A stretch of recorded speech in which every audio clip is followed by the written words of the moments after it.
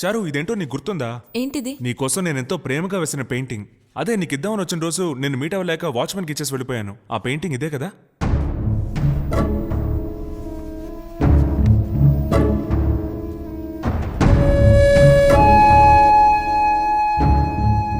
ఇది ఇలా చిరిగిపోయిందేంటి చారు?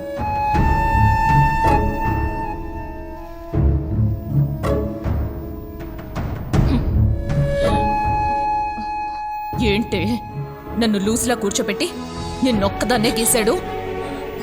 వద్దు లత, దాన్ని లత, చింపకు లత, లత ప్లీజ్ లత, వద్దు, నా మాట విను ప్లీజ్, వద్దు లత, నా మాట లత.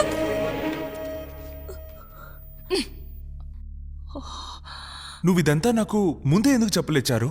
చెప్తే మాత్రం నువ్వేం చేసేవాడివి రవి? తను దీన్ని చింపినా నేను సహించాను, కానీ తను నన్ను ఇంకా ఎన్నో చిత్రహింసలు పెట్టింది.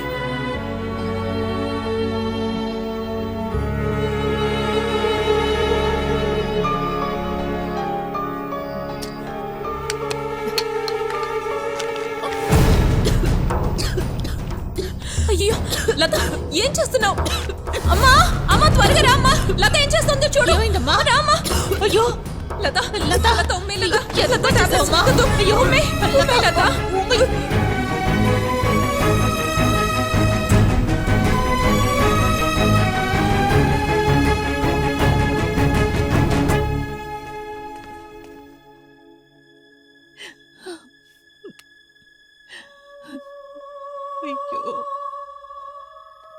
Madam tablet.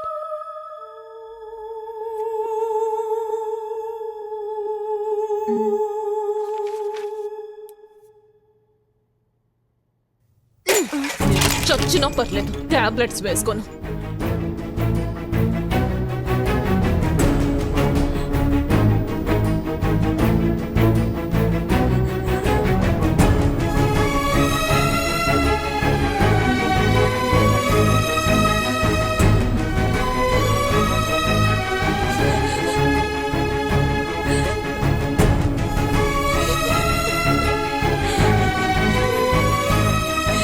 లేదు డాక్టర్, నాకు చాలా భయంగా ఉంది.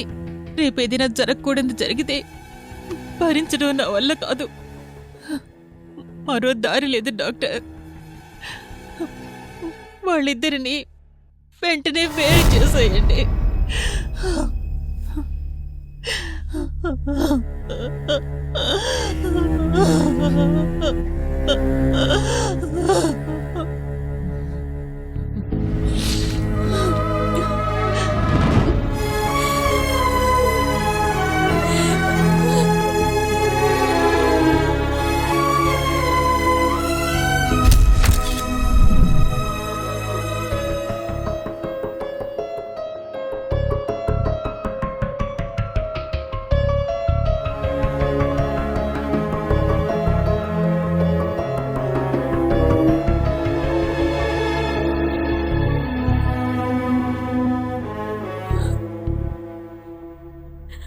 తనకేమైంది?